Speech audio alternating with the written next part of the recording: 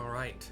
The somewhat older lion man, Radovan, Gunbreaker, and his companion, younger female bunny. I mean, let's just face it. Bunny lady healer, but I don't know what their relationship is. Sophie. Have a quest for us. Level 63 Gunbreaker quest. For better or worse, we are in the Adventurers Guild in Ul'dah. I actually forgot that's where this was, and I just wrapped up the level 20 Blue Mage quest, which was also in Ul'dah. So, very happy to just freely transport here. Not that money is an issue in that sense, but here we go. I forgot what I made his voice sound like, so... The walls that surround the city remind me of my homeland. We built it as a fortress to keep out invaders. Not that it made much difference in the end. He thinks about something. Oh, not this again. Perhaps you could lighten the mood by sharing our recent bit of good news, says Sophie. Ah, yes. It looks like we found our next client. Nothing's been decided, but a lady named Oriel is waiting for us near the Gate of Thal. We'll meet you there. She looks like a magician's assistant, is probably the best way to put it. But like, scantily clad is not entirely what I mean. But it also isn't. It isn't not entirely. Okay. You said Gate of Thal. Oh, okay. So Sapphire Exchange. Whatever I clicked on did not take me where I wanted to go.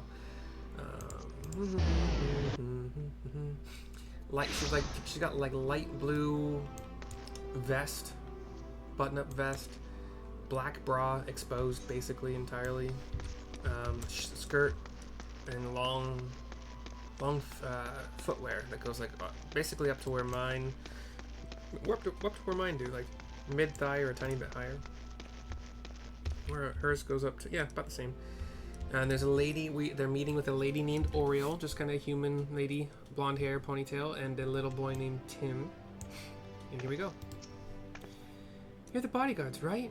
We need your help. It's my husband. After he walked out, I thought I'd seen the last of him, but now, you've got to keep him away from us. I'm not sure we're qualified to settle domestic disputes. Radovan, this sounds serious. Hear her out, would you? Very well, my apologies. Please continue. His name's Gerart. Gerrart. He won't leave us alone, and he keeps jumping out to harass us when we're by ourselves. If we were to go outside the city gates, I'm sure he'd follow us, and when he does, I want you to scare him off. I doubt he'll show himself if he sees you have two bodyguards, so we'll wait somewhere nearby. When the moment is right, we'll give him a fright he won't forget in a hurry. Yes, that ought to work. Tim and I will leave through this gate, so you should find a hiding place. It's time that bastard, excuse my language, learned his lesson. And she and her boy walk off, and we follow. Yeah, let's not discuss our plan or anything. Jeez. Thought you were a planning type. So we head out the gate and go immediately north, just like basically hugging this wall. A big tall wall. We're hiding behind a thick tree. We see Oriel and Tim not too far off. We'll talk to Radovan to continue here. Remember, we've got the boy to think about. I'd rather not cut a man down in front of his own son, but I will if I have to. You follow my lead. Cutscene. And in fact, a man does approach them and seems to get into an argument of some kind with the woman. Get away from her. What? Who the bloody hells are you? Friends of Oriel. Now walk away while you still can. But I only want what's best for my boy. Your boy? You've got no right to call him that. He belongs to me. She's like kind of crazy, but we'll see what's real here. This is your final warning. Bother them again and you won't live to regret it. Gerart is scared by that and runs off. Haha, that'll teach him. You were wonderful. Worth every gil. Thank you so much. She seems kind of crazy. And Sophie kind of cocks this, but cocks her head to the side, kind of because she noticed. It was our pleasure. Oriel gives a bow to him. And she and Tim, was it Tim, right? Walk off. Sophie's thinking, Although there wasn't much for you to do, your presence lent weight to my words. But most importantly, the client was satisfied with our work. Yes, she did seem rather pleased with herself. Listen, you two, there's no time to explain. We have to follow that woman. And she goes running after them. Hell's bells. When Sophie gets one of her hunches, there's no stopping her. He goes running after. And I am left to scratch my head. But they run after. Where'd they go? Dry bone? Wow. Okay. I'm just gonna pay 167 to teleport there. Damn, that's far. It's a long follow.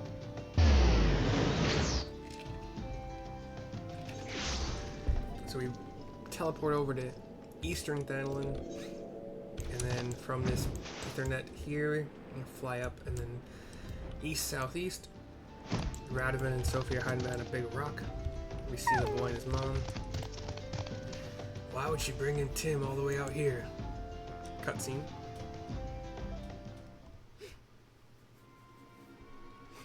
There are two men approaching them. What are we supposed to do with a runt like this? Says a conniving ne'er-do-well. Kind of balding in places on his head. Open V vest. Shaggy pants. His compatriot has a sword and shield. Looks a little bit better dressed, and the devious miscreant. If we feed him up, he might be worth something. Something one day. I hate. She's selling her own child. We've got to stop them. Wait, is that? Gerard jumps into the middle of this. Enough of this. Stay away from my son. Son, eh? Ha! You should have kept out of this, mate. Too late now. Scene fades to black. Wow, we didn't step in yet? We're very close by. We could have prevented most of that. Quickly, we've got to help him. Huh? He goes down, as if like he's having a heart attack. Not now. Mercy, it's up to you. I guess that was more. Alright. So I step into the purple dark circle.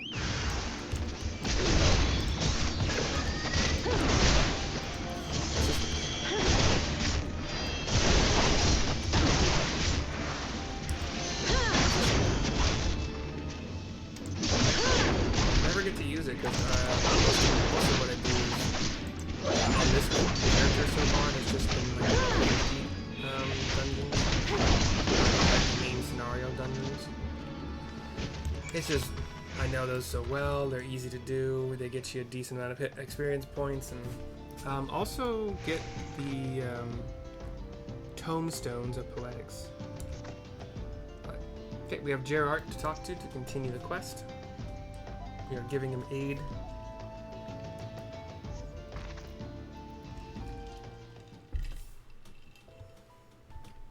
Cutscene, by the way. The mom is kind of like crying in her hands. You saved us. How can I ever... Daddy! Looks like Radovan is back up. Mercy, I let you down. I let everyone down. But Sophie, what happened here? I knew from the moment I met Oriel there was something not quite right about her. It wasn't until later I realized she's a somnus addict. Once it takes hold, it changes you. She was able to keep her addiction hidden from most, but not from me, and probably not from her family either. Gerard nods. Yes, I've known for a while, but I had no idea she'd do something like this. Gods, if I hadn't started gambling, this never would have happened. My debt spiraled beyond my control, and she ran to get away from me, to start a new life with our son. The shock of losing them made me realize I couldn't live like that anymore, so I vowed to turn my life around, and I worked my fingers to the bone to repay the money I owed. But by the time I finally found the courage to track down Oriel, it was too late. She'd made new friends, the wrong sort of friends, and had to resort to gods only know what to make ends meet. It became too much to bear, and Somnus was her only escape. Nothing else mattered to her, not even her own child. So you see, it wasn't only my life I'd ruined. I made her who she is today. That's why I don't have it in me to hate her. What will you do now? I plan to send her to Frondale's wow. So Frank R.O. Nancy Dale, so Frondale, and then Paul H.R.O. Nancy Tom I Sam Tom E.R.Y. Frondale's Frontistry. They can treat people like Oriole, although it costs more than most folks can afford. My savings should cover it for a short while, at least. We'll take it one day at a time and see how she responds to the treatment. I know she might never recover, but I can't give up on her. Obviously, she's in no fit state to look after Tim, so he'll be living with me. You could have been killed confronting those slavers. If you wind up dead, then there'll be no one to look after the boy. From now on, you'll have to think before you act. I will, I swear it. Thank you all for everything you've done.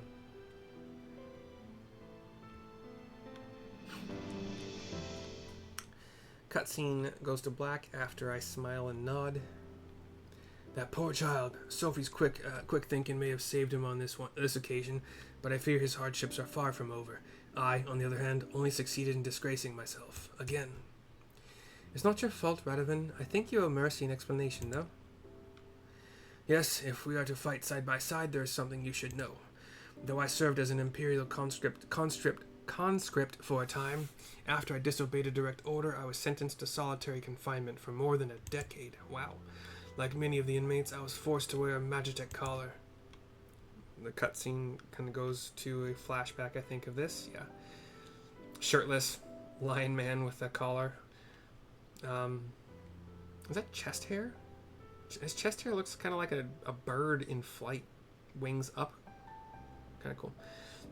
The wardens could use them to administer a severe electric shock anytime they pleased. And please them it did. The paralysis would eventually wear off, but even now, years after removing the collar, my whole body will suddenly seize up. It's as though the pain never left me and could reawaken at any moment. The scene was him, like, in pain, like, arched back, like, ah. Thankfully, my condition appears to improve somewhat since leaving the Empire. Perhaps one day I will be free of it, but until then, there's no telling when it might strike. Radovan saved my bacon more times than I can count, so it's only fair that I do the same for him. We've been through thick and thin, ever since the first time we met in that Garlean jail. I was awaiting execution along with the other captured members of the Resistance, as well as various insurgents and undesirables. Among them were several somnus addicts. Even in an Imperial jail, there were ways to get your hands on it. When I saw Oriole, I couldn't put my finger on it at first, but she had the same look in her eye as those lost souls. Anyway, where was I? So, Radovan had been meaning to escape ever since he was first imprisoned, and was secretly digging a tunnel, a few ilms each night, over the course of about 10 years. She smiles and looks over at him. The only thing was, it went the wrong way. Then one night, he suddenly burst through my wall. Why'd you have to tell her that? You know I'm far from proud of my miscalculation. Well, things worked out in the end, didn't they? The other inmates made such a racket when you came crashing in, it drew the attention of the wardens, and all hells broke loose. In the confusion, Radovan and I forced our way past the guards, and by some miracle we managed to avoid their searchlights, and finally we were free. Free to return to my wife and child, to my homeland, or so I thought. While I'd been rotting away in a Garlean cell, everything I knew, everything I loved, had been taken from me. I should have been there, but I couldn't even. She crosses her arms. Enough of this. We've spoken it over long as it is. Well then, where to next? I think I've had my fill of Uldar. What say we try our luck in Limsa Liminsa? I'm sure a change of scenery will do us a world of good. Yes, I like the sound of that. Let's reconvene at the local Adventurers Guild. Okay. Are we going there now? Did I already turn in the quest? Nope, okay. You suck. You don't, you're fine, whatever. But I'll use my free teleport to Gridania. Welcome to Gridania.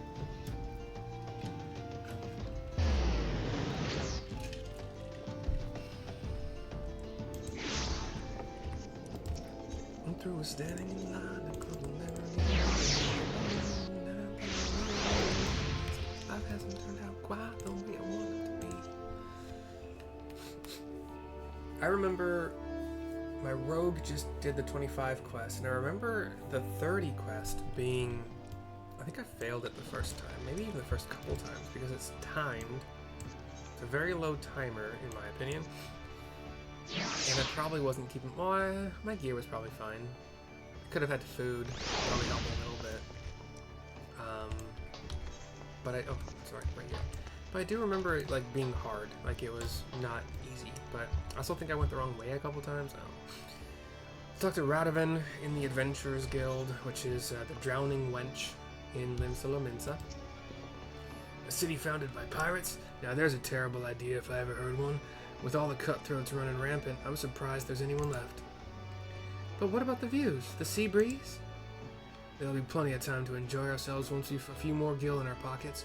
Mercy, we're still waiting for a word from the guild, so perhaps you should find somewhere for a few practice swings in the meantime. For better or worse is complete. 103,000 experience points and 1,500 gil. Next quest, level 66. Oh, 65. Okay, that's not bad. I might get there. No, unless I feel like it. I probably won't. I generally like to spend my time. I do one of the main story, main scenarios as tank on this Gunbreaker, and then most of the rest of my time is just spent doing fates and what are they called? Leave meets. Probably. I don't know. Probably I might do Rogue and Thaumaturge kind of simultaneously. I mean, Rogue 25, Thaumaturge 25, Blue Mage 26. Yeah, Machinist 30. Okay, yeah, I'll wait for that. I'll do that one when I'll do Machinist in kind of rotation with the other three once I get those 3 to 30. But yeah, that's the end of this quest, end of this video. I will see you soon for, I think all I have left is story stuff to do. So that's what I'm going to do. I'll see you.